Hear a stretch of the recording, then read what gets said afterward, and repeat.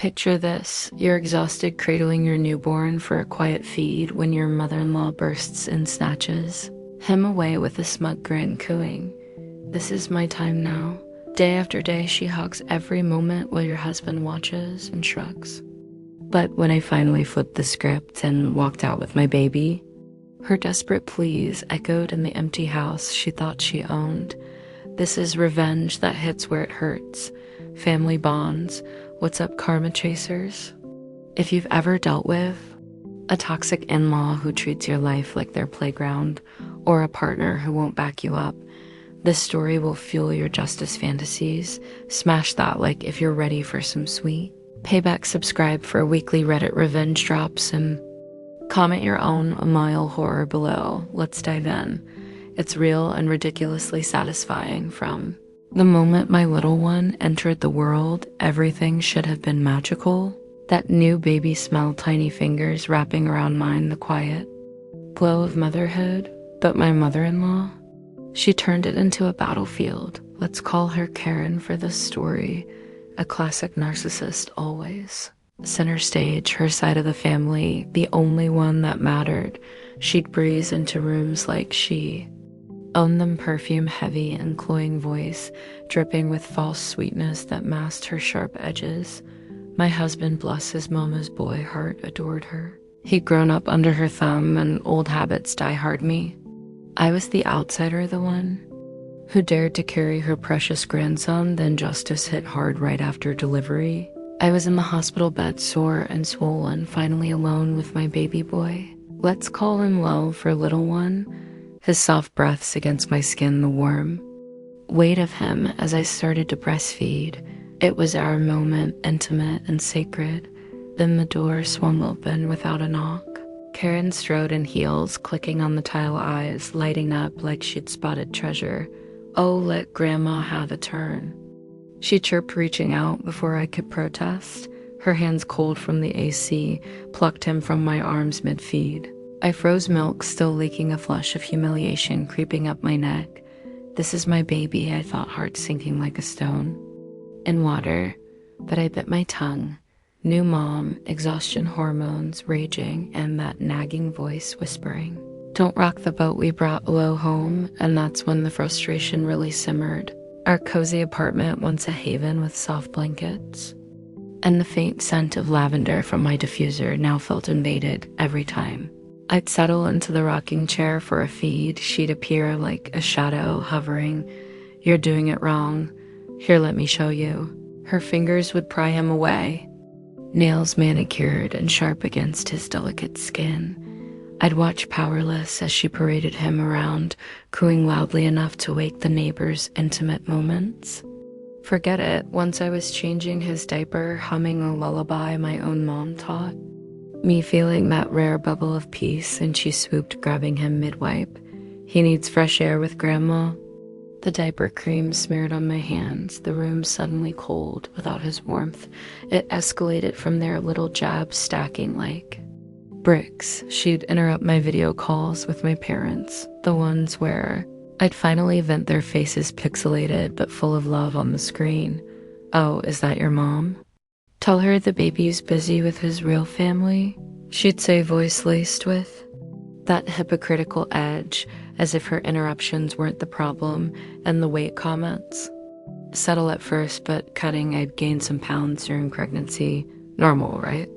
But she'd eye my postpartum body, lips pursing, "Dear, if you handed him over more, you could hit the gym. No one likes a frumpy mom."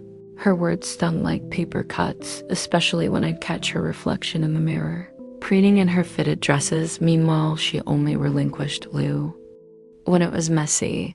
Spit up on his onesie, a blowout diaper. "Here, clean him up." She'd thrust him back, nose wrinkling at the smell. I hadn't had a single private hour with my son since birth. It was like he was hers and I was just the hired help. My husband, he saw it all but played blind. I'd pull him aside in the kitchen, whispers urgent over the hum of the fridge. "Please talk to her, this isn't fair." He'd rub his neck, eyes darting away, body language screaming avoidance. "Babe, Mom gave you space during pregnancy. Remember how your mother was always around?" Now it's her turn with the baby. His words echoed her manipulation like he'd swallowed her script whole. Betrayal twisted in my gut, hot and bitter. This was the man who'd vowed to protect our family powerlessness wrapped around me like a too tight blanket. Nights blurred with silent tears into my pillow. Lo's cries from the next room where she insisted on helping with bedtime for a brief moment. False hope flickered. One evening after she'd snatched Lo during a rare cuddle on the couch, his tiny head nestled in the crook of my arm, milk-drunk and peaceful. I broke tears streaming. I confronted my husband in our bedroom door. Cracked to muffle the sound. This has to stop. She's stealing our moments. He sighed, pulling me into a hug that felt genuine, his cologne familiar and comforting. Okay, I'll talk to her tomorrow, promise. My heart lifted a warm spark amid the chill. Maybe things would change. Maybe he'd finally stand up. I slept better that night, dreaming of boundaries and balance. But the next morning, setback hit like a slap. Over breakfast eggs sizzling in the pan, he casually mentioned it. To her, Karen's face, hardened eyes narrowing over her coffee mug. What? I'm just helping. Your wife is overreacting, probably those hormones. And he folded, see, babe? She's right, give it time. Frustration exploded inside of pressure. Cooker whistling, how could he betray me again? The room spun scents of burnt toast, mirroring my scorched trust. That was it, the breaking point. No more whispers, no more pleas. I resolved right there, wiping away hot tears in the bathroom. Mirror staring at my puffy eyes. I deserve better. Elo deserves better. Revenge wasn't about destruction. It was about reclaiming what was mine, but how to make it sting without losing everything. The plan formed over the next few days, suspense. Building like storm clouds, I packed quietly. Diapers, bottles, my suitcase hidden under the bed. Internal doubts gnawed. What if he chooses her? What if I'm the villain? But determination hardened steel in my spine. I'd go to my parents. House 2 hours away, the place where I'd felt supported during pregnancy, echo his words back. Your mom had her time. Now it's mine. Suspense thickened each night as I'd fake smiles over dinner, heart racing when she'd hog low again. One afternoon while she napped, I snuck a video call with my mom, her voice a lifeline. Come home, sweetie. Bring my grandson. Doubt flickered. Am I running away? No, this was strategy, a calculated strike for justice execution. Came swift tension. Coiling like a spring, that Friday husband at work, Karen in the living room, bouncing low on her knee. I walked in bag slung over my shoulder, car keys jingling. I'm leaving, taking Lo to my parents. Her head snapped up, face paling under her makeup. What? You can't. Sharp words flew. This is ridiculous. He's my grandbaby. But I scooped him up, his warmth fueling my resolve, and headed for the door. Husband rushed home after my text, bursting and breathless. Babe, wait. Mom's just excited. I turned, voice steady despite the tremor inside. Your argument? My mom gave attention during pregnancy, so baby is for your mother now? Well, tables turned, it's my family's turn. The door shut with a final clicker. Protests muffled as I drove away, Lo gurgling in his car seat. The calls started flooding in before I hit the highway. Husband's voice cracking. Please come back, we can talk. Then Karen, her arrogance crumbling into disbelief. How dare you? Take him from me. I raised my son better. But the real downfall?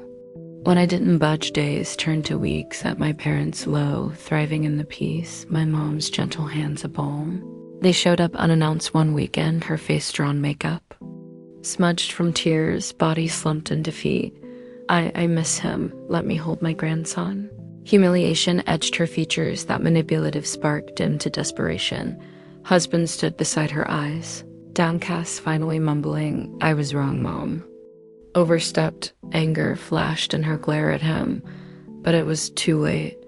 The hypocrisy exposed, her control shattered for me. Triumph surged, a wave of relief, washing away the knots in my chest. No more powerlessness. I claimed justice, heart.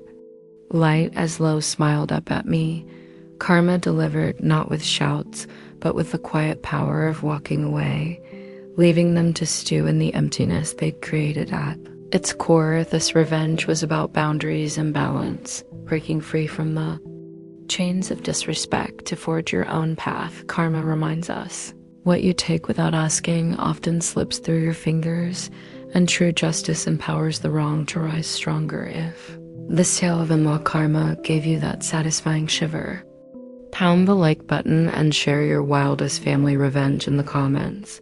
Did you ever flip the script on a meddler? Subscribe now and bell up for more Reddit stories that deliver the goods. Thanks for tuning in. Catch you next time.